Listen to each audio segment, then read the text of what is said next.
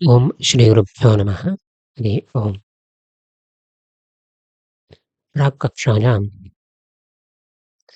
प्रेरणावादे पाणिनिसम्मतिरप्यस्ति, पाणिन्याचार्यसम्मतिरप्यस्ति इत्येवं सूत्रसंवादः अपि अत्र अस्माभिः दृष्टः अस्ति। प्रसङ्गात् तेषाम् अर्थानां विवरणं स्वरूपमपि अस्माभिः दृष्टमस्ति इति। इदानीं तस्य व्याख्यानं स्वसिद्धान्तं पाणिन्यनुशासनेन भूषयति विधिनिमन्त्रणेन इति। तदपि स्वसिद्धान्तः अत्र व्याकरणशास्त्रसम्मतः अस्ति इत्यप्यंशः निरूप्यते। लिङ्गर्थे लेट् इति तत्र छन्दसि लिङ्गर्थे लेट् इत्यस्य छन्दसि इति कथम् उक्तम्? यतोहि लिङ्गर्थे लेट् इत्येव सूत्रं किल इति जिज्ञासायाम् उच्यते। लिङ्गर्थे लेट् इत्यत्र छन्दसि लुङ् लङ् लिटः इति सूत्रात् छन्दसि इत्यनुवर्तते इत्याह।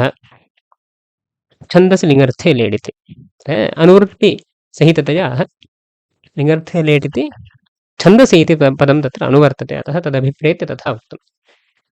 अयमेव अर्थः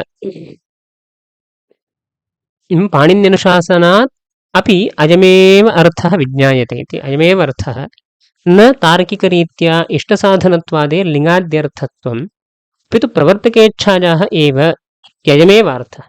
कीदृशः अर्थः पाणिन्यनुशासनेन अवगम्यते इति चेत् तदुक्तम्। तार्किकरीत्या इष्टसाधनत्वादिकं लिङ्गाद्यर्थः इति न बुध्यते, अपि तु प्रवर्तकेच्छायाः एव लिङ्गाद्यर्थत्वम् इति पाणिन्यनुशासनादपि अस्माभिः ज्ञातुं शक्यते। तमेवार्थं व्याचष्टे विधिः निकृष्टस्य प्रेरणम्।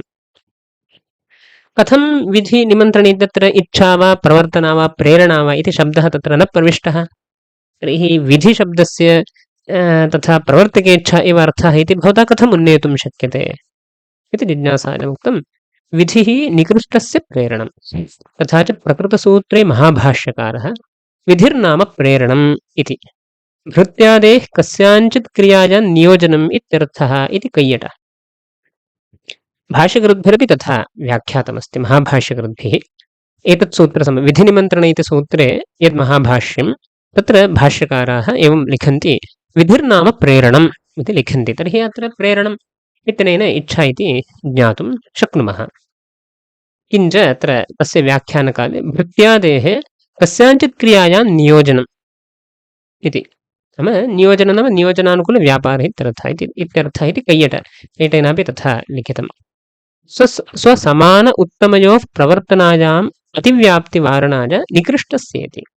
अत्र कदाचित् स्वसमानं प्रत्यपि उच्यते। स्वसमानः नाम स्वमित्रं कश्चन पुरुषः अस्ति, तं प्रति उच्यते आगच्छतु इत्येवं किञ्चित् उच्यते। भवता एवं क्रियते चेत् अयमर्थः लभ्यते। सः रोगेण तप्तः अस्ति चेत् उपदेशः क्रियते, एतत् भवता स्वीकर्तव्यम्। इयम् औषधिः तद्रोगं वारयति, अथवा इदम् औषधं तद्रोगं वारयति इत्येवं किञ्चित् समानमित्रस्य कृते नाम समान अवस्था अस्ति इत्येवम्। एवञ्च अधीष्टस्थले उत्तमस्य कृते किञ्चित् उच्यते, एनं वेदोऽध्यापयति इत्येवं। तादृशप्रवर्तनास्थले अतिव्याप्तिः स्यात् विधेः विधिलक्षणस्य, अतः निकृष्टस्य इत्येवम् उक्तम्। निकृष्टस्य इत्यस्य कः अर्थः? तत्त्वञ्च ज्ञाप्यत्वेन विवक्षितम्। अत्र किञ्चित् ज्ञाप्यते अस्माभिः, ज्ञाप्यत्वेन यः निकृष्टः इति तथा। वयसा इत्यादि वक्तुं न शक्यते इति सर्वत्र व्यभिचारः भवति इति। अतः ज्ञाप्यत्वेन अस्माभिः किञ्चित् ज्ञाप्यते, कञ्चित् प्रति ज्ञाप्यते, सः तत्र निकृष्टः इत्येवं तत्र विवक्षितमस्ति। ज्ञाप्यत्वेन विवक्षितत्वमेव निकृष्टत्वम् इत्येवं। तेन स्वापेक्षया अधिकवयस्कभृत्यादिप्रेरणायाः सङ्ग्रहः। कश्चन राजकुमारः अस्ति, तदपेक्षया अधिकवयस्कः अस्ति भृत्यः सेवकः पदातिः, तं प्रति राजकुमारः प्रेरयति, अश्वमानय इत्येवं प्रेरयति। तर्हि तेन क्रियते, अत्र सः निकृष्टो नास्ति, वयसा उत्कृष्टः एव अस्ति इति। अतः अत्रापि सङ्ग्रहः कर्तुं शक्यते, यतोहि ज्ञाप्यत्वेन विवक्षितत्वम् अस्ति, सः किञ्चित् ज्ञाप्यः अस्ति सैनिकः इत्येवं रीत्या तस्य सङ्ग्रहः कर्तुं शक्यते इत्येवम्। विधिरेव आज्ञा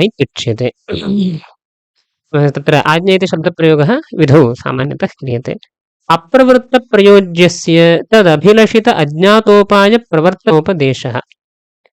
कः अर्थः?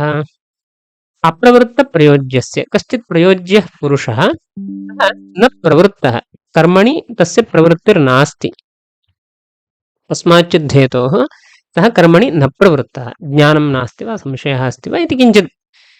तदभिलषित अज्ञातोपायप्रवर्तनोपदेशः। तदभिलषित अज्ञातोपायः तद् अभिलषितम् इच्छाविषयीभूतः। तादृश अप्रवृत्तः यः प्रयोज्यः, तादृशप्रयोज्यस्य इच्छाविषयीभूतः यः अज्ञातोपायः, तादृश अज्ञातोपायस्य उपदेशः, प्रवर्तनोपदेशः। अज्ञातोपाये तस्य प्रवृत्तिर्भवति इत्येतद् यः उपदेशः अस्ति सः विधिः इत्येवं वक्तुं शक्यते। यथा स्वर्गकामो यजेत, स्वर्गः मम अपेक्षते इत्येवमस्ति। मम इति मास्तु, कस्यचित् पुरुषस्य स्वर्गः भवतु इति इच्छा अस्ति, महती इच्छा अस्ति, परन्तु कथं स्वर्गः आप्तव्यः इति तस्य ज्ञानं नास्ति इति कृत्वा सः अप्रवृत्तः। कस्मिन् अपि कर्मणि, नाम स्वर्गसम्पादनं किञ्चिदस्ति इति, सम्पादकं कर्म किञ्चिदस्ति इति तेन ज्ञायते, न ज्ञायते किञ्चिदस्ति इति न ज्ञायते। अतः कस्मिंश्चिदपि कर्मणि सः न प्रवृत्तः, स्वर्गसम्पादनार्थं कर्मणि सः न प्रवृत्तः। अन्यत् कर्म किञ्चित् कुर्वन्नेव अस्ति, परन्तु स्वर्गसम्पादनार्थं यत् कर्म तस्मिन् कर्मणि तस्य प्रवृत्तिर्नास्ति। किमर्थं? तन्नैव ज्ञायते, किं कर्म स्वर्गं सम्पादयति इति न ज्ञायते इत्येव। अतः सः अप्रवृत्तः। तादृशः यः प्रयोज्यः तदभिलषितं किं? स्वर्गः। तत् तादृश उपायोऽप्यभिलषितः, स्वर्गसम्पादकः उपायोऽपि अभिलषितः। अतः तादृश अभिलषितः यः अज्ञातोपायः, यागः स्वर्गं सम्पादयति इति तेन न ज्ञायते, तादृश अज्ञातोपायप्रवर्तन उपदेशः इत्येवम्। अज्ञातोपाये तस्य प्रवृत्तिर्भवति इत्येवं यः उपदेशः, स्वर्गकामो यजेत। भवतां स्वर्गः अभिप्रेतो वा, तर्हि अयं यागः स्वर्गं सम्पादयति इति अज्ञातोपायस्य कथनमत्र क्रियते इत्येवमयं भवति विधिः। लौकिकमुदाहरणं यथा वा अनेन पथा याहि इत्याप्तवचः, सोऽपि विधिरेव। न ज्ञायते कः मार्गः काशीं प्रति गच्छति इति न ज्ञायते, आप्तः कश्चन वदति अनेन पथा याहि इत्येवं। तत्रापि काशी गन्तव्या, अभिलषिता अस्ति काशी प्राप्तिः, परन्तु मार्गः कः इति न ज्ञायते इति कृत्वा सः इदानीम् अप्रवृत्तः, मार्गज्ञानं नास्ति किल इति कृत्वा स तूष्णीम् उपविष्टः इति भवतु। काले अन्यः कश्चन आगत्य अनेन पथा याहि, एवम् अनेन मार्गेण आगच्छतु इत्येवं वदति चेत्, अत्रापि अभिलषितः यः उपायः, अज्ञातोपायः, स्वेच्छा नाम तादृश प्रयोजनं यत् काशीप्राप्तिः इत्यादि, तत् सम्पादकः यः उपायः सः एतावता अज्ञातः आसीत्। तादृश अज्ञातोपाये प्रवृत्तिसम्पादक वाक्यम् इदमपि भवति, अनेन पथा याहि इति। अत्रापि विधिरेव इति वक्तुं शक्यते इत्याप्तवचः, सोऽपि विधिरेव। वाक्यं विधिः इति न, तत्र वाक्येन याहि इत्यादिना बुध्यमाना या इच्छा सापि विधिः इति वक्तुं शक्यते इत्येवम्। इति प्रथमं विधेः निरूपणं जातम्। अनन्तरं निमन्त्रणम्। अनिष्टेति, अनिष्ट जनक एतद् अनिष्टजनकीभूत अकरणप्रतियोगित्व अनुमापक प्रवर्तकेच्छा इत्यस्ति, तत्र उच्यते अनिष्टेति। अनिष्टजनकीभूतं यदकरणं भोजनाद्यकरणं तत् प्रतियोगित्वे इत्यर्थः। अकरणम् अभावः अनिष्टं जनयति इत्यस्ति। अस्तु, अत्र अभावः जनयति वा अथवा तत्काले विद्यमानः कश्चन भावः जनयति वा इत्यत्र महान् विचारः अस्ति। तत्र भगवत्पादैः अभावेन भावोत्पत्तिर्नाङ्गीक्रियते इत्यादि उक्तं। भट्टपादैः तत्काले क्रियमाणेन उन्मेषनिमेषाभ्यामेव, क्रियमाणाभ्याम् उन्मेषनिमेषाभ्यामेव अनिष्टं जायते इत्यादि किञ्चित् उक्तं भवतु, तत्र विशेषतः विचारः मास्तु। सामान्यतः अकरणं नाम तद् न क्रियते, तत्काले अन्यत् करणं वा अकरणं वा यत्किञ्चित् तत्र भवति, तत्र तात्पर्यं नास्ति। वस्तुतः अकरणमित्यपि वक्तुं शक्यते, यतोहि अभावः किञ्चित् जनयितुं प्रभवति। यथा अनुपलब्धिः प्रमाणमित्युच्यते। अनुपलब्धिर्नाम उपलब्ध्यभावः, उपलब्ध्यभावः एव ज्ञानं जनयति। अतिरिक्तं प्रमाणमिति स्वीकृतं चेत् तस्यैव प्रमाणस्य अधिकभारमस्ति इति वक्तव्यं। सहकारित्वेन अस्ति चेत् भवतु इति, परन्तु सहकारित्वं न स्वीक्रियते। अनुपलब्धिः स्वतन्त्रं प्रमाणमित्युच्यते। तथा अभावः भावं जनयति, त्यङ्गीकार्यमेव भवति। तद्वत् अत्रापि अकरणम् अनिष्टं जनयति चेत् श्रमः नास्ति इत्यपि वक्तुं शक्यते। अतः अनिष्टं प्रत्यवायादिकं तज्जनकीभूतं यदकरणं यत्कर्म न क्रियते चेत् प्रत्यवायो भवति तादृशम् भोजनाद्यकरणम् अनिष्टजनकं नाम श्राद्धभोजने दौहित्रस्य स्वमातामहश्राद्धभोजनं एतत् अपेक्षते तद्यदि न क्रियते तर्हि तत्र अनिष्टं किञ्चित् भवति इत्येवं तादृश अकरणप्रतियोगित्वं भोजनस्य अस्ति इत्येवं तद्विषयिणी या प्रवर्तकेच्छा तन्निमन्त्रणमित्युच्यते अनिष्टमत्र किं ग्राह्यं प्रत्यवायः ग्राह्यः तथा च प्रकृतसूत्रे भाष्यं नाम महाभाष्यं यन्नियोगतः कर्तव्यं तन्निमन्त्रणं किं पुनस्तत् हव्यं कव्यं च ब्राह्मणेन सिद्धं भुज्यतामित्युक्ते अधर्मः प्रत्याख्यातुः इति भाष्यमस्ति महाभाष्यमस्ति यन्नियोगतः कर्तव्यं नियमेन कर्तव्यं नियोगतः नियमेन इत्येवं भवतु नियोगः अपूर्वमिति प्राभाकरवादे अस्ति विधितः इत्येवं कर्तव्यम् इति भवति परन्तु तत्र नियोगतः नियमेन कर्तव्यं भवति इत्येवं तत् किमित्युच्यते निमन्त्रणम् इत्युच्यते यत् कर्तव्यं तन्निमन्त्रणम् इत्यस्ति यत् नियोगतः कर्तव्यं यत् कर्म नियोगतः कर्तव्यं निमन्त्रणम् इत्यस्ति नाम तत् कर्मेव निमन्त्रणमिति भाति परन्तु तत् कर्म सम्पादने या इच्छा तत् निमन्त्रणमिति भवति किं पुनस्तत् हव्यं कव्यं च अस्ति हव्यं नाम सामान्यतः यागयज्ञादिकं तत्र हव्यं इति तत्र द्रव्यपरशब्दः अस्ति हविः हव्यमित्येवं तत्र कर्मपरत्वेन इदानीं हविः इति शब्दः द्रव्यपर अस्ति प्रकृते तत्सम्बन्धि हव्यम् इत्येवं देवतासम्बन्धि यत् कर्म यज्ञयागादिकमिति हव्यमिति स्वीक्रियते कव्यम् इति तत्र एतत् पितृसम्बन्धि यत् कर्म तत् कव्यमित्येवं हव्यं कव्यं च किमस्ति नियोगतः कर्तव्यमेव विधिना उक्तमस्ति इति कृत्वा तत् कर्तव्यमेव नित्यनैमित्तिकमित्येवं वक्तुं शक्यते ब्राह्मणेन एवम् उक्तं सिद्धं भुज्यताम् इत्येवम् उक्तं तर्हि प्रत्याख्यातुः अधर्मः भुज्यतामिति ब्राह्मणेन उक्तं सिद्धं भुज्यतामित्युक्तं न अहं भोजनं न करोमि इति वदति चेत् तत्र यः प्रत्याख्यानं करोति न करोमि इति वदति ब्राह्मणस्य आह्वानं तिरस्करोति तस्य किं भविष्यति अधर्मः भवति इत्येवम् अतः ब्राह्मणेन सिद्धं भुज्यतामित्युक्ते अधर्मः प्रत्याख्यातुः अत्र ग्राह्यायणश्रौतसूत्रे अयमपि विचारः एकः अस्ति सोमयागार्थं यदा आह्वानं क्रियते ऋत्विग्भ्यः अस्य अमुकशर्मणः सोमो भविष्यति तत्र भवता आध्वर्यं कर्तव्यम् इत्येवम् आह्वानं क्रियते सोमप्रवाकेन तस्य यदि प्रत्याख्यानं क्रियते तर्हि तत्र दोषो भवति इत्येवं प्रत्याख्यातुः दोषः अधर्मः भवति अतः तत् प्रायश्चित्तार्थं नमः सोमाय राज्ञे इति मन्त्रः वक्तव्यः इति ग्राह्यायणश्रौतसूत्रे अस्ति तदपि अत्र वक्तुं शक्यते अतः अस्य एतत् शर्मणः सोमो भविष्यति सोमयागो भविष्यति तत्र भवता आध्वर्यं कर्तव्यं भवान् आध्वर्यं कुर्यात् इति यजमानेन आदिष्टम् इत्येवं यदा आह्वानं क्रियते सः यदि नायाति प्रत्याख्यानं करोति तर्हि तस्य अधर्मः भवति इति तत्रापि तद् निमन्त्रणम् इत्येवं वक्तुं शक्यते न क्रियते चेत् तत्र किं भविष्यति श्रोतुः अधर्मः भवति इत्येवम् इति तत्र किं भवति निमन्त्रणम् इत्येवं सर्वम् अहरः सन्ध्यामुपासीत अनन्तरं एतत् भिन्ने जुहोति स्कन्ने जुहोति इति नैमित्तिकं वा भवतु अहरः सन्ध्यामुपासीत अहरः स्वाध्यायमधीयीत इति नित्यनैमित्तिकानि यानि कर्माणि वर्तन्ते तत्र सर्वत्र निमन्त्रणं रूपप्रवर्तन अस्ति निमन्त्रणरूपिणी प्रवर्तन अस्ति इत्येवं वक्तुं शक्यते तस्य प्रत्याख्यानं निराकरणम् इति क्रियते तत् कर्मानुष्ठानं न क्रियते चेत् अनिष्टं किञ्चित् भवति इत्येवं स्थितिः अस्ति प्रवर्तकेच्छेति एतेन भाष्ये नियोगः इष्टसाधनताज्ञानमिति परास्तम् तत्र प्रवर्तक इच्छा अनुमापक प्रवर्तकेच्छा इत्यस्ति तत्र प्रवर्तकेच्छा इत्यनेन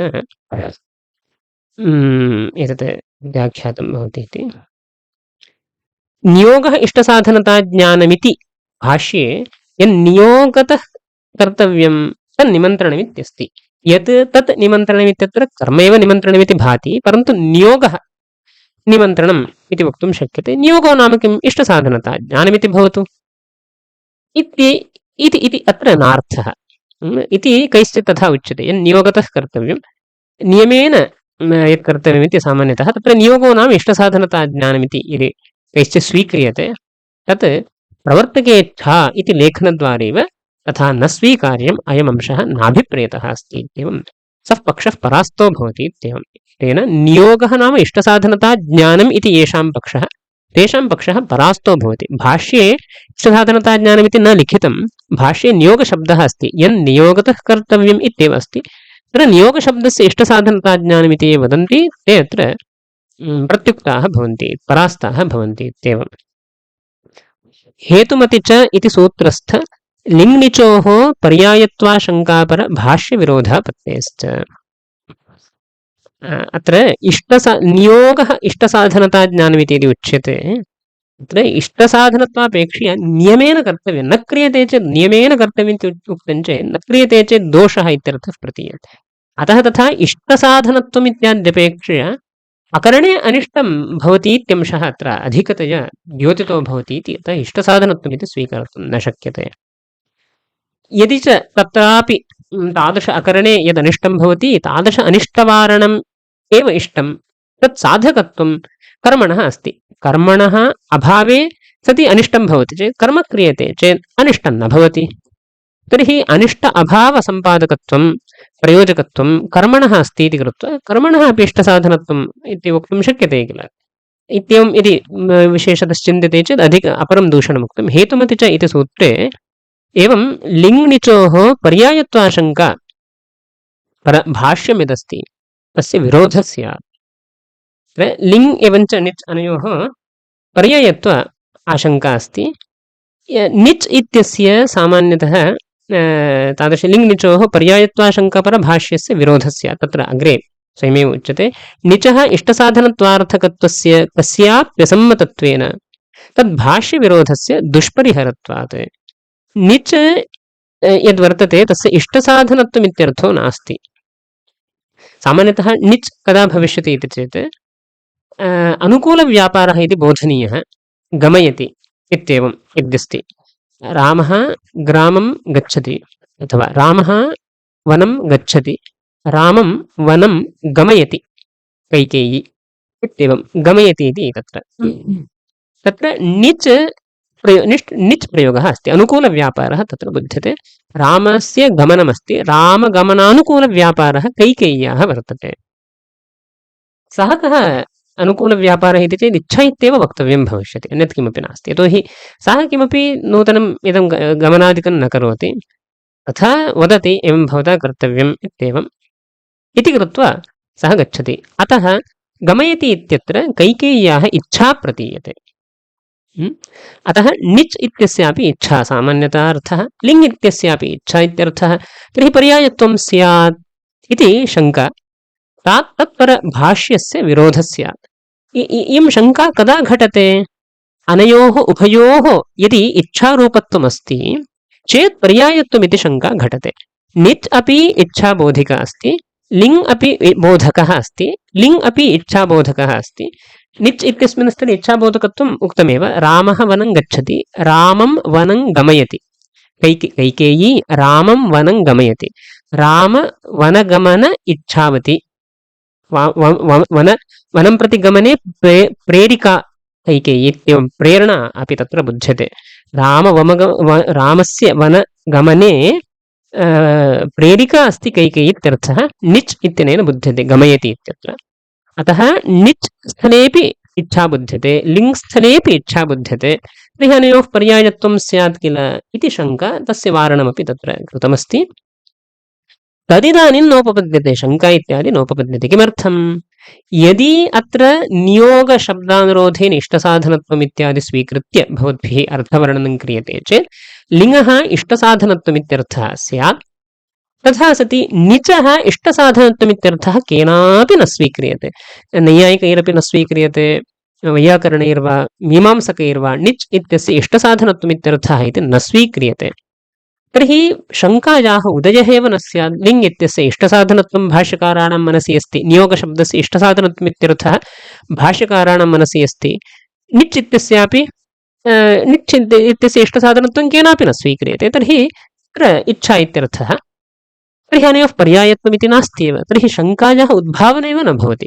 अतः यस्मात् तादृशशङ्का आशङ्का सम्पादिता अस्ति तद्बलादेव तत्र लिङ् निचोः एतत् किमस्ति तुल्यार्थकत्वं वक्तुं शक्यते। लिङ् निचोः तुल्यार्थकत्वम् इत्यस्य सामान्यतः लिङ् इत्यस्य इच्छा अर्थः प्रवर्तकेच्छा अर्थः इत्युन्नेतुं शक्यते। एतत् सर्वं मनसि निधाय प्रवर्तकेच्छा इति शब्दप्रयोगः पूज्यपादैः कृतः अस्ति इति। निचः इष्टसाधनत्वार्थकत्वस्य कस्याप्यसम्मतत्वेन नाम कस्मिन्नपि मते इदं न सम्मतमस्ति। अतः तद्भाष्यविरोधस्य दुष्परिहरत्वात् यदि नियोगशब्दस्य इष्टसाधनत्वमित्यर्थः स्वीक्रियते, अग्रे गत्वा लिङ्निचोः पर्यायत्वाशङ्का परभाष्यमिदस्ति तद्विरोधः स्यादेव। अधर्मः इति भाष्यप्रतीकमुपादाय यदा अन्यो ब्राह्मणः भोक्ता न लभ्यते तदा दौहित्रादिर्भोजयितव्यः तस्य च प्रत्याख्याने अधर्मः इति कैयटः हरदत्तादयोऽप्येवम्। अधर्मः जायते इति सामान्यतः यत् निरूपणमस्ति तत्सम्बन्धित्वेन अत्र निरूपणमस्ति।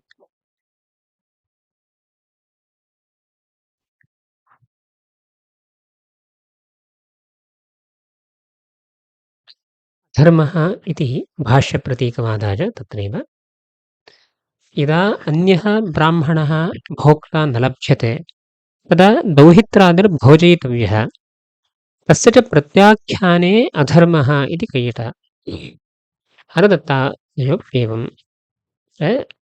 अन्यः ब्राह्मणः भोक्ता न लभ्यते, इदानीं मातामहस्य स्वस्य पितुः श्राद्धं जायमानमस्ति, कस्यचित् बालकस्य मातामहस्य श्राद्धं जायमानमस्ति। तत्र श्राद्धभोजनकर्ता ब्राह्मणः कश्चन न लब्धः, वैश्वदेवस्थाने पित्रादिस्थाने वा भोजनं कर्तुं ब्राह्मणः न लब्धः, तदा दौहित्रादिर्भोजयितव्यः। दौहित्रः दुहितुः पुत्रः यः अस्ति, पुत्र्याः पुत्रः यः अस्ति, नाम यस्य श्राद्धं भवति तस्य पुत्र्याः पुत्रः यः वर्तते सः तत्र भोजयितव्यः इत्येवमस्ति। सः यदि प्रत्याख्यानं करोति, दौहित्रः यदि प्रत्याख्यानं करोति चेत् तत्र अधर्मो भवति इत्येवं कैयटेन उक्तं। हरदत्तादयोऽप्येवमेव वदन्ति इति।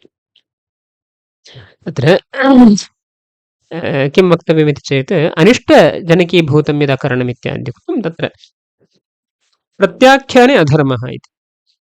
अतः अधर्मः इति भाष्यप्रतीकमादाय एतैः तथा व्याख्यानं कृतमस्ति इति। सः तत्काले प्रत्याख्यानं करोति, दौहित्रादिः तथा प्रत्याख्यानं करोति चेत् दौहित्रस्य अधर्मो भवति इति कैयटाचार्यैः उक्तं। हरदत्तादयः अपि एवमेव तत्र वदन्ति इति। तदाह यथा श्राद्धादौ दौहित्रादेः प्रवर्तनम् इत्येवं। श्राद्धादौ मातामहस्य श्राद्धे दौहित्रादेः यत् नाम ब्राह्मणः भोक्ता न लभ्यते चेत् मातुलेन यदा दौहित्रः नाम मातुलेन सामान्यतः यस्य श्राद्धमस्ति तस्य दौहित्रस्य यदा आह्वानं क्रियते तत्र निमन्त्रणम् इति भवति इति सामान्यतः उक्तं। तत्र ग्रन्थकाराणाम् अभिप्रायः उच्यते, वस्तुतस्तु इदम् अयुक्तम्। तदर्थस्वीकारे बीजाभावात् भाष्य अननुगृहीतत्वाच्च एतादृश अर्थस्वीकारे किञ्चित् बीजं नास्ति, किञ्च तत्र भाष्ये तथा अधर्मः प्रत्याख्यातुः इत्येव उक्तं, दौहित्रस्य अधर्मः इत्यादि किञ्चित् तत्र विशेषतः नास्ति, विशेषतः भाष्ये तथा उल्लेखो नास्ति। अतः अयं पक्षः यः कैयटाचार्यैः आदृतः पक्षः अयं भाष्य अनुगृहीतो नास्ति इत्येवम्। सामान्यतः एव ब्राह्मणस्य श्राद्धादिनिमन्त्रणप्रत्याख्याने अधर्मत्वस्य स्मृतिषु स्मरणाच्च इति बोध्यम्।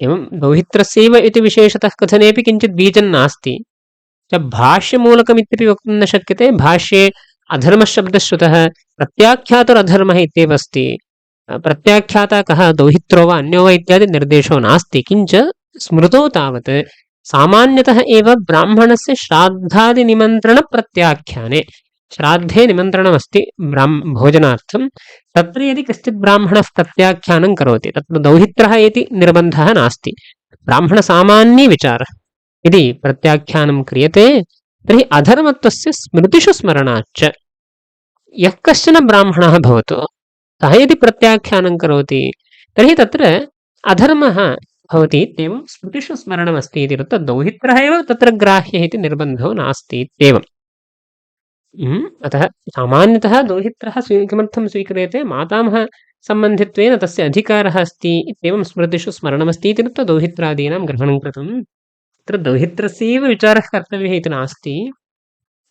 ब्राह्मणसामान्ये अयं विचारः युज्यते इत्येवं तत्र श्राद्धादौ तत्र प्रमाणान्तरेण अभोजने प्रत्यवाय अवगमात् एवं तत्र नाम श्राद्धादौ अभोजने निमन्त्रितस्य अभोजने यस्य निमन्त्रणं कृतं सः यदि तत्र भोजनं न करोति तर्हि तत्र प्रमाणान्तरेण किम् अवधारितं प्रत्यवायः अवधारितः अस्ति इति तदुत्तरकाले अत एव विधिस्थले इव अग्निमयोरपि च लाघवात् इष्टसाधनत्व अनुमापकत्वमेव अत एव निमन्त्रणस्य प्रवर्तकेच्छारूपत्वादेव निमन्त्रणमपि प्रवर्तकेच्छा एव विधिरपि प्रवर्तकेच्छा एव निकृष्टस्य प्रेरणापि उभयत्रापि अत एव यस्मात् प्रवर्तकेच्छारूपत्वमस्ति तस्मादेव विधेः तद्रूपत्वादाः विधिस्थले इव विधिः अपि प्रवर्तकेच्छारूपः निमन्त्रणमपि प्रवर्तकेच्छारूपः एव अतः विधिस्थले यथा इष्टसाधनत्वानुमानं पूर्वं व्यवस्थापितं तद्वत् निमन्त्रणस्थलेपि इष्टसाधनत्वानुमानं भवत्येवेति अग्रिमयोरपि निमन्त्रणापेक्षया अग्रिमयोः आमन्त्रणाधीष्टयोरपि विधिस्थले इव अग्रिमयोरपि च लाघवादिष्टसाधनत्व अनुमापकत्वमेव इत्येवम् अग्रिमयोः अपि इत्यपि शब्देन निमन्त्रणस्थलमपि स्वीक्रियते निमन्त्रणे विधिस्थले दृष्टान्तः विधिः दृष्टान्तत्वेन स्वीकृतः नाम तत्र इष्टसाधनत्वानुमानं प्रसिद्धमेव अग्रिमयोरपि निमन्त्रणापेक्षया अग्रिमयोः आमन्त्रणाधीष्टयोः अपि इष्टसाधनत्वानुमापकत्वमस्ति एव अनन्तरं तत्र अपि शब्देन अस्यापि ग्रहणमस्ति अस्य निमन्त्रणस्यापि ग्रहणमस्ति अतः निमन्त्रण अपि अत्र स्वीक्रियते इति अतः निमन्त्रणम् आमन्त्रणम् अनन्तरम् अधीष्टं विधिः एवं चतुर्ष्वपि स्थलेषु किमागतम् इष्टसाधनत्व अनुमापकत्वमस्ति इत्येव आगतम् अनुमापकत्वमेव न त्विष्टसाधनत्व रूपत्वम् इष्टसाधनत्वम् अनुमापकत्वमस्ति एतेषां चतुर्णाम्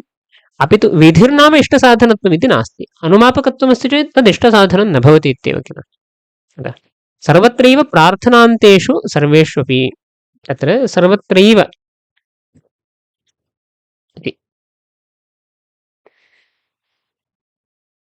कृतिसाध्यत्वानुमापकत्वं सर्वत्रैव सर्वत्रैव इत्यस्य कः अर्थः इति चेत् प्रार्थनान्तेषु सर्वेष्वपि विधिः निमन्त्रणम् आमन्त्रणम् अधीष्टं सम्प्रश्नः प्रार्थना एवं षट्स्वपि स्थलेषु कृतिसाध्यत्व अनुमापकत्वं भवतु इत्येवं मास्तु वा तत् फलाभावात् अनुमानं विशेषतः किमर्थं यतोहि तत्र कृतिसाध्यत्वं सामान्यतः ज्ञायते एव इदानीं चेष्टा अस्ति चेत् विशेषतस्तत्र कृतिसाध्यत्वज्ञानं लोकानुरोधेन भवत्येव अतः तत्र विधिना सह अनुमापनीयः इति नास्ति किञ्च तथा एतत् इष्टसाधनत्वांशे तु अज्ञातज्ञापकत्वपरिरक्षणम् इत्यादिकं तत्र भवति अतः तद् वक्तव्यं कृतिसाध्यत्वं तु सर्वासु चेष्टासु सामान्यतः इदानीम् अत्र उच्यमानचेष्टा नाम चन्द्रगृहं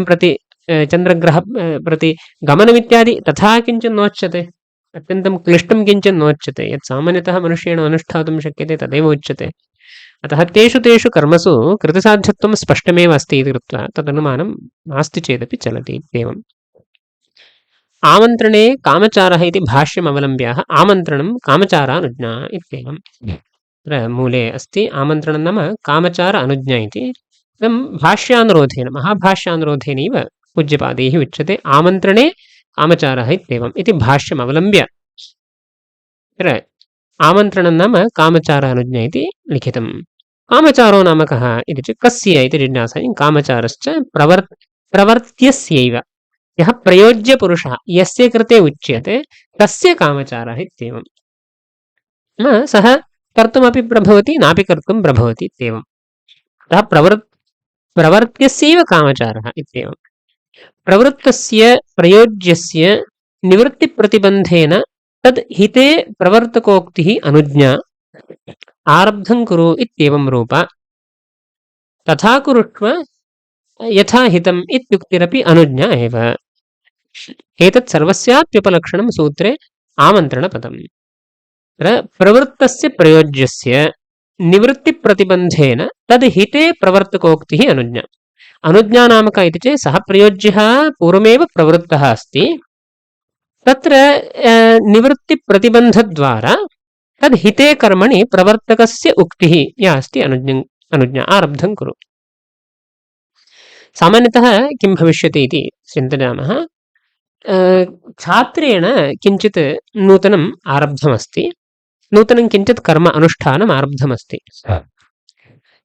विशेषतः प्रतिदिनं एतत् पारायणं कर्तव्यं, सप्तशती पारायणं कर्तव्यम् इत्येवम्। तत्र उच्यते अध्यापकेन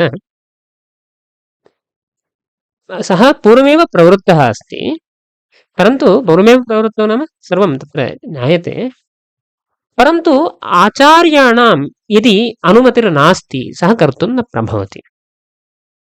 आचार्याणां यदि अनुमतिर्नास्ति सः कर्तुं न प्रभवति।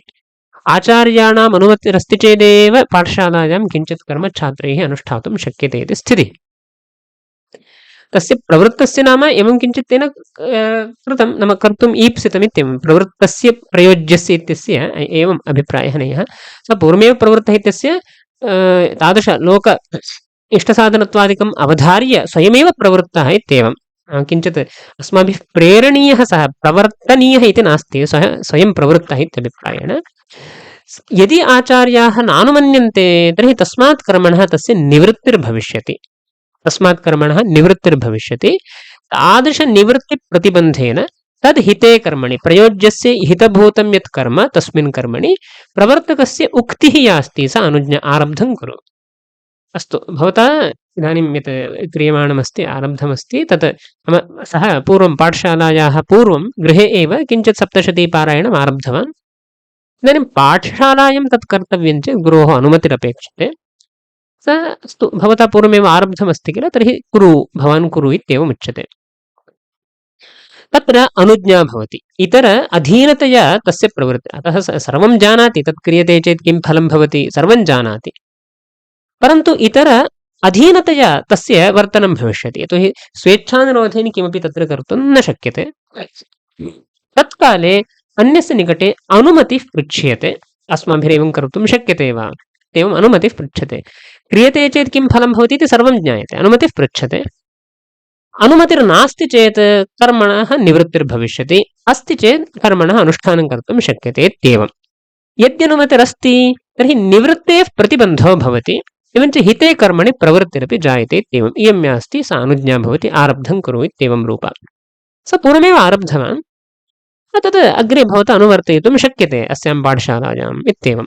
अस्माकं श्रमः नास्ति, अनुमतिरस्ति इत्येवम्। तथा कुरुष्व यथा हितम् इति।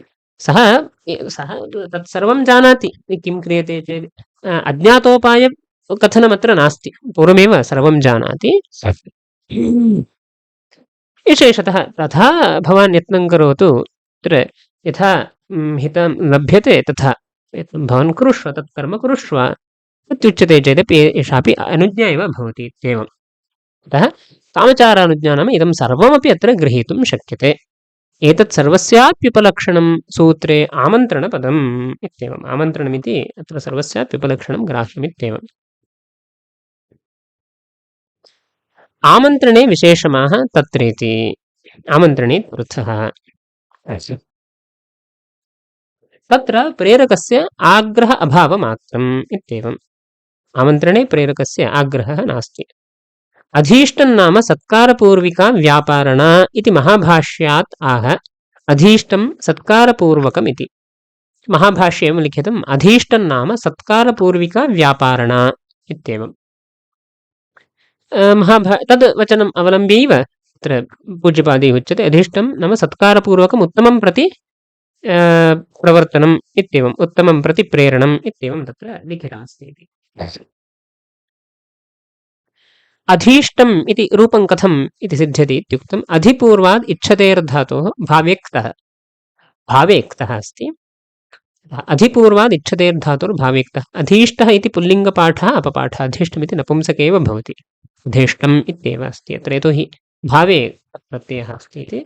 भावे क्तप्रत्ययः भवति चेत् सामान्यतः नपुंसकलिङ्गे प्रयोगः। कर्मणि क्तप्रत्ययः भवति चेत् तत् कर्म यल्लिङ्गकं भवति तदनुरोधेन अत्र परिवर्तनं भवेत्। भावे क्तप्रत्ययः अस्ति चेत् सामान्यतः नपुंसकलिङ्गमेव तद्भवति इत्येवम्। इति तत्र अधीष्टमिति। उत्तमं प्रति इति यथा माणवकमध्यापय इति एषैव अभ्यर्थना इत्युच्यते। उत्तमं प्रति प्रेरणमित्यस्ति। उत्तमः नाम इदानीं तत्र कश्चित् गुरुः पाठशालायां पाठयन्नस्ति, वेदादिकं पाठयन्नस्ति, तस्य निकटे गत्वा उच्यते मम पुत्रं मम माणवकं पुत्रम् अध्यापय, भवान् वेदमध्यापय इत्येवं। गुरुः उत्तमः अस्ति, सत्कारपूर्वकतया अस्माभिः अभ्यर्थना क्रियते इत्येवम्। अतः अत्र तथा इदम् उदाहरणं भवति। अस्य कृते एव अभ्यर्थना इत्यपि उच्यते। एषैव अभ्यर्थना। प्रार्थना तु स्व अभिलषितवस्तुदानादिप्रवर्तकोक्तिः इति शाब्दिकाः। तदयुक्तमिति खण्डदेवाशयः। स्व अभिलषितं यद्वस्तु, स्वाभिलषितं वस्तु गौः धनम् इत्येवं, तद्दानादिप्रवर्तकोक्तिः तद्ददातु इत्येवं, राज्ञः निकटे मह्यं गां ददातु इत्येवं गत्वा यदि पृच्छ्यते इयं भवति प्रार्थना। मम अभिलषितं वस्तु गौः अथवा मम अभिलषितमस्ति धनम् इत्येवं, तत् भवान् यच्छतु इत्येवं। तादृशदानादिप्रवर्तकोक्तिः, दानसम्बन्धिनी एव प्रवर्तकोक्तिः भवति प्रार्थना इति शाब्दिकाः। परन्तु इदम् अयुक्तमिति खण्डदेवाशयः। यतोहि तत्र पूर्वम् अस्माभिर्दृष्टं प्रार्थनायां प्रवर्तनात्वं नास्ति इति अस्माभिर्दृष्टमस्ति। तत्र पूर्वमपि प्रवर्तनात्वाभावात् सम्प्रश्नप्रार्थनयोः तु अतिरिक्ता एव शक्तिः तत्र प्रवर्तनात्वाभावात् इत्युक्तम्।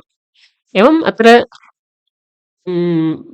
नागेशभट्टैः अपि मञ्जूषायाम् एवमेव निरूपितं, सम्प्रश्नप्रार्थनयोस्तु अतिरिक्ता एव शक्तिः तत्र प्रवर्तनात्वं नास्ति इत्येव तत्र उक्तम्। इदं शाब्दिकाः इत्यनेन प्राचीनाः अत्र ग्राह्याः, यतोहि एतेषां मते, नागेशभट्टानां मते तु तत्र स्पष्टमेव प्रवर्तनात्वं नास्ति इत्येव उक्तं। तर्हि प्रवर्तकोक्तिः इत्यादि सामान्यतः वस्तुदानादिप्रवर्तकोक्तिः इति प्रायः तेषाम् अभिमतं न स्यात्। अस्तु, एतैस्तु तत् नाङ्गीक्रियते। अन्यथा पूर्वमेव मया उक्तं स्व इच्छायाः उद्घाटनं, स्वेच्छायाः प्रदर्शनम् अत्र भवति प्रार्थनायाम्। तत्र प्रवर्तनात्वं नास्ति। भवतः तादृशप्रवृत्त्यनुकूलव्यापारः इति तथा किञ्चित् नास्ति। मम तु एवम् इच्छा अस्ति इत्येवं, भवता पठनीयं, भवान् पठतु इति मम इच्छा अस्ति इत्येवं यदि उच्यते, स्वेच्छा उद्घाटने तात्पर्यं, तत्र लिङ् शब्दप्रयोगो भवति तावदेव इत्येवमस्ति अत्र स्थितिः। इत्यंशः अस्माभिः पूर्वं दृष्टः। नन्वेवं लिङ्गादीनाम् अनेकार्थकतापत्तिः उत आह एतेषु चतुर्ष्विति। एतेषु चतुर्षु प्रवर्तनात्वस्य एकस्य अनुगतत्वात् तेनैव रूपेण एकैव शक्तिः इत्येवम् उक्तम् अस्य अवतरणिका। लिङ्गादीनाम् अनेकार्थकत्वं स्यात्। विधोऽपि शक्तिः, आमन्त्रणेऽपि शक्तिः। विधिः अन्यः, आमन्त्रणमन्यत्, निमन्त्रणमन्यत्, अधीष्टमन्यत्, अनेकार्थकत्वं स्यात् इति एतेषु चतुर्षु एकैव। विधिनिमन्त्रणामन्त्रणाधीष्टेष्वित्यर्थः। चतुर्षु नाम विधि, निमन्त्रण, आमन्त्रण, अधीष्टेषु चतुर्षु। तेनैव रूपेण, प्रवर्तनात्वेनैव रूपेण, तेनैव रूपेण एकैव शक्तिरित्यस्ति। तेनैव रूपेण नाम प्रवर्तनात्वेन रूपेण एका शक्तिः। एकैव शक्तिरित्यस्य अतः लिङ्गादेर्न अनेकार्थकता इति भावः एका एव शक्तिः स्वीक्रियते प्रवर्तनात्वेन रूपेण एका शक्तिः अतः लिङ्गादीनाम् अनेकार्थकत्वमत्र नास्ति प्रवर्तनात्वं चतुर्ष्वप्यस्ति इति कृत्वा एकया शक्त्या ग्रहणं सम्भवति इति अभिप्रायः अन्यांशस्य प्रवर्तनातिरिक्तस्य उत्कर्ष अपकर्ष आवश्यकत्व कामचाराद्यंशस्य अन्यांशस्य प्रमाणान्तरलभ्यत्वात् इत्येवं वचनपङ्क्तिरस्ति अन्यांशस्य तु प्रमाणान्तरलभ्यत्वात् न शक्यत्वम् अत्र अन्यांशो नाम कः इत्यंशः तत्र निरूपितः प्रवर्तनां त्यक्त्वा उत्कर्षः अत्र उत्कर्षः क्व प्रविष्टः इति चेत् उत्तमं प्रति अधीष्टस्थले उत्तमं प्रति प्रेरणं सत्कारपूर्वकता इति अपकर्षः निकृष्टस्य प्रेरणं विधिस्थले अस्ति आवश्यकत्वं निमन्त्रणस्थले अस्ति कामचाराद्यंशः प्रवृत्तिस्य कामचार यथा कथञ्चिदपि सः कर्तुं प्रभवति इत्येवं तत्र इदं तु आमन्त्रणे प्रविष्टमस्ति इत्येवम् एते अंशाः ये तत्र तत्र प्रविष्टाः विद्यादिषु चतुर्षु निरूपणकाले स्वरूपनिरूपणकाले ये अंशाः प्रविष्टाः वर्तन्ते इतरापेक्षे वैलक्षण्यप्रदर्शनार्थं ते सर्वेप्यंशाः प्रमाणान्तरतः एव लभ्यन्ते प्रमाणान्तरता इत्यनेन किं ग्राह्यं चेत् प्रकरण धर्मशास्त्रादिना लभ्यत्वादित्यर्थः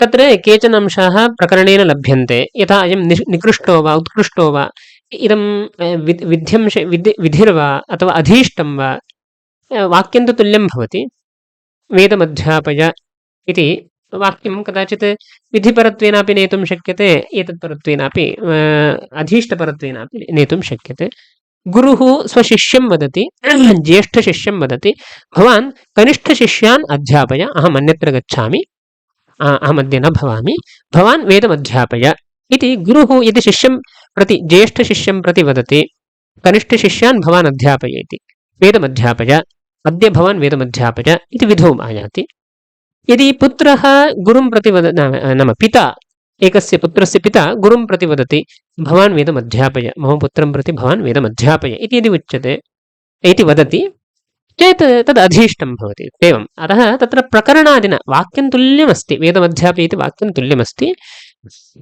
परन्तु तत् प्रकरणानुरोधेन इदं सर्वं ज्ञेयं भवति इति केचन अंशाः धर्मशास्त्रादिना ज्ञेयाः भवन्ति यथा श्राद्धादौ भोजने इत्यामन्त्रणमस्ति न गतं चेत् प्रत्यवायो भवति इत्येवम् अयमंशः धर्मशास्त्रादिना ज्ञेयः स्मृत्यादिना ज्ञेयः इत्येवं कामचाराद्यंशोऽपि तथा प्रकरणादिना वा अन्यथा इदं निमन्त्रणं वा आमन्त्रणं वा इत्येवं तत्सर्वं प्रकरणादि कदाचित् इत्येवं तत्र ज्ञातुं शक्यते अतः अन्येनैव सः अंशः लभ्यते इति कृत्वा अन्यलभ्यत्वादेव तत्र किं न स्वीक्रियते शक्तिर्न स्वीक्रियते एवञ्च प्रवर्तनायाः एव लिङ्गाद्यर्थत्वं सिद्धम् इष्टसाधनत्वं वा अन्यत् किमपि तत्र नापेक्षते प्रवर्तना एव विध्यर्थः लिङ्गर्थः अस्ति एवम् अत एव भगवान् पाणिनिः विधिपदार्थं तद्विशेषनिमन्त्रणादिभिर्व्याख्यातवान्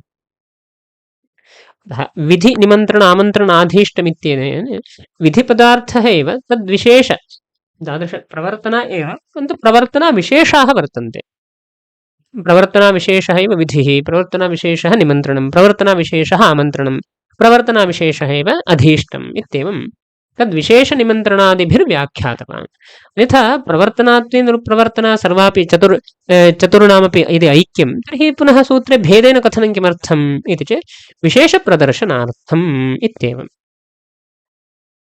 इति एवमत्र विवक्षा अस्ति इदं भर्तृहरिणापि तथैव तत्र व्याख्यातम् इत्येवम् उच्यते तत्सर्वम् अग्रिमकक्षायां पश्यामः नमस्कारः